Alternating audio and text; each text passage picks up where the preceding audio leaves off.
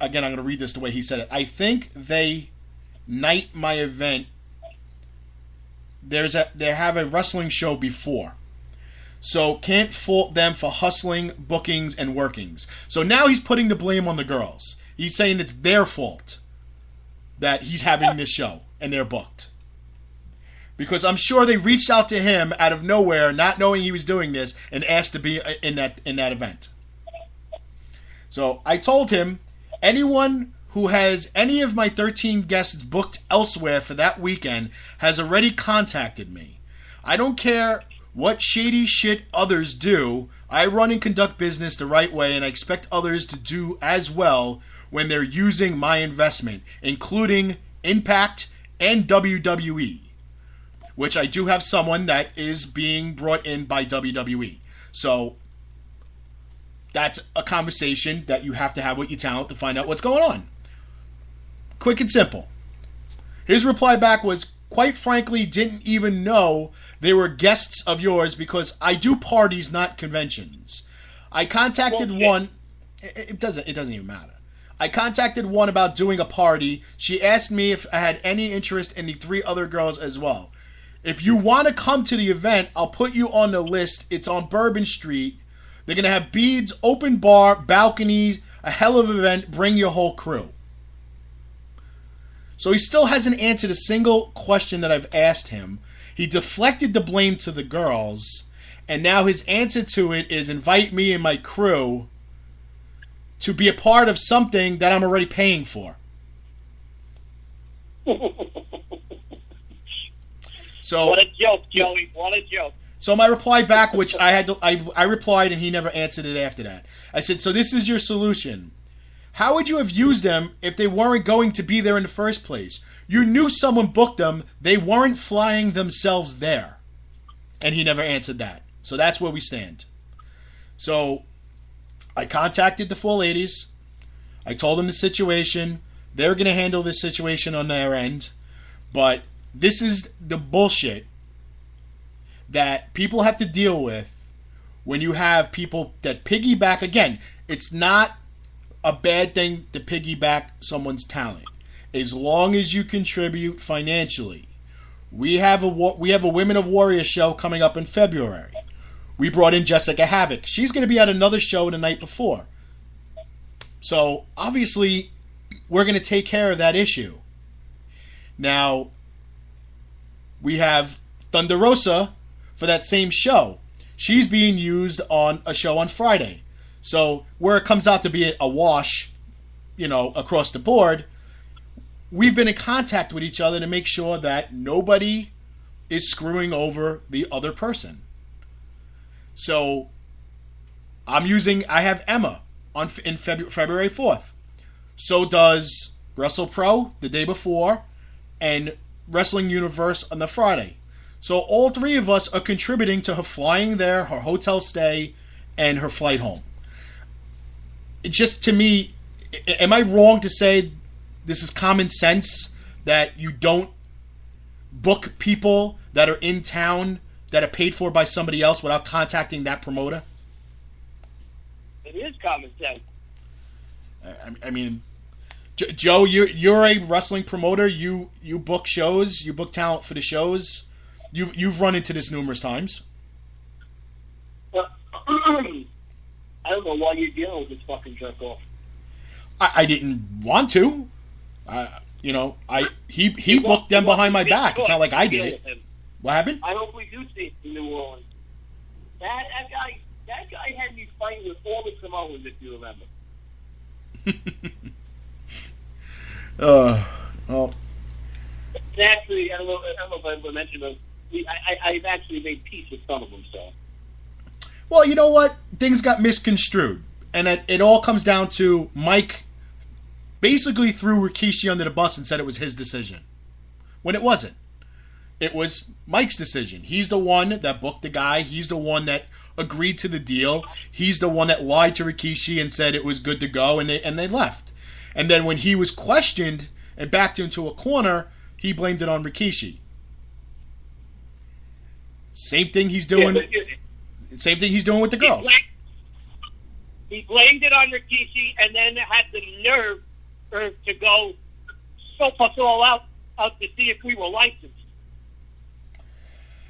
Well, and then try to. Oh yeah, he was trying to find out for everybody like that we deal with too.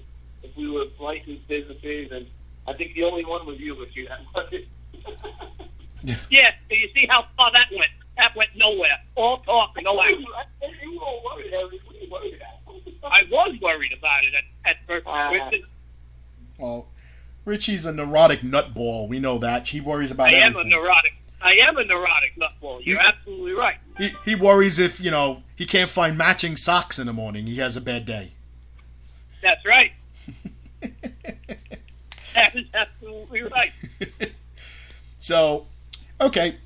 So we'll move on from one guy screwing around behind my back to probably the biggest joke I've ever dealt with in the 5 years I've been doing this. I mean, this guy.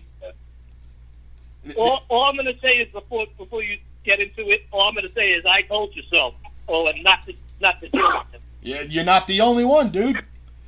And then and I'm gonna get into that right now, because first I'm gonna open up my folder that consists of all my screenshot conversations with Mr. Rob Hutchman or Huckman, whatever way he pronounces it. Is he related to Amy? No, she's Huckberg. She's Hutchberg. Berg. Believe Wrong Jew. He's too ugly to be anything related to Amy. No, first of all, Amy would probably She's another troublemaker. Amy would probably kick his kneecap off. Pretty much. I think Amy's taller than him. I don't know about that. I don't know. Have I met this guy, Richie? Have I met this guy? Yeah, you've met this guy. He's been at big events, and I booked to Shelton Benjamin back at big events, the same show we had Jake. Did you have problems with him too? Yeah. Oh yeah. Oh, we're gonna get into that.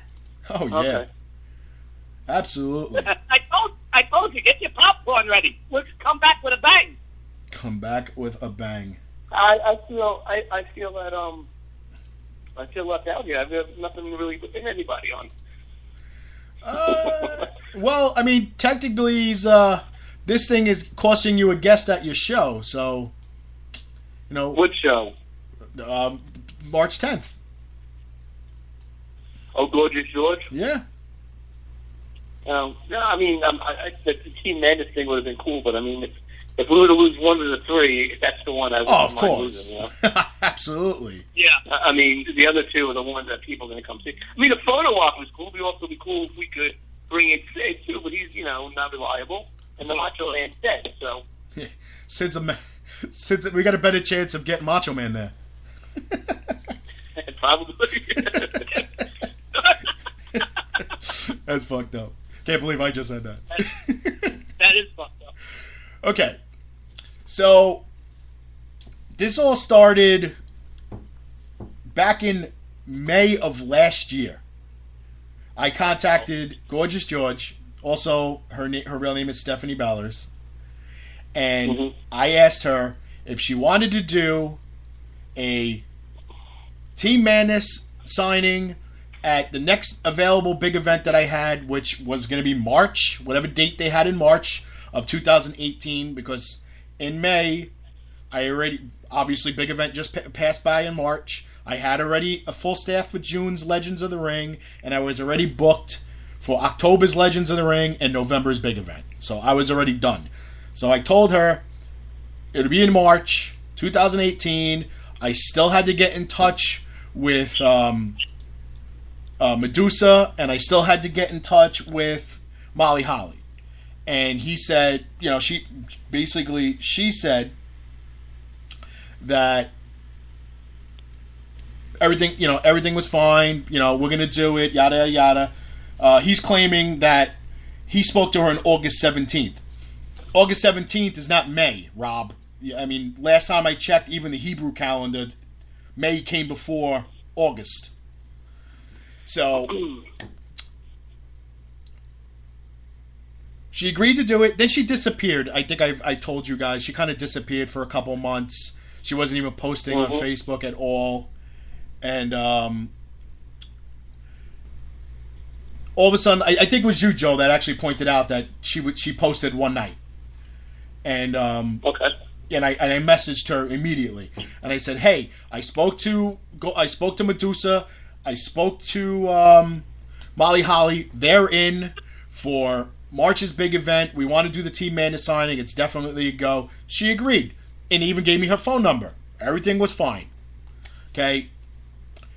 Then, a couple of weeks later, I messaged her, and she read it, didn't answer. Message her the next day, same thing. She read it, didn't answer. So I'm like, oh great, she disappeared again. Out of nowhere, I get a message from Rob Hodgman asking to give me a phone call. So he calls me and he says, "Hey, I heard you wanted to do a Team Madness signing." I said, "Yeah, how did you know that?" He's like, "Oh, I just know these things." Okay, you mean you talked to Stephanie and she told you? I mean, this is what I'm dealing with. The guy that, thinks he's psychic. Oh, he's a dude to them. He's psychic. he's a booking whisperer. Booking whisperer, my So ass. he claims that she will only work with him. Which is bullshit. Okay. Which is bullshit because she's worked elsewhere, everywhere. Not recently, but she's worked a lot of places, and Rob had nothing to do with it, including big event years ago.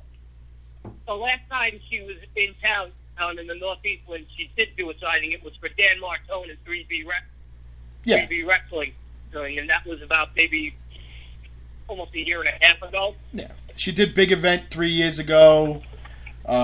She did a Signomania, I think, 3 years ago.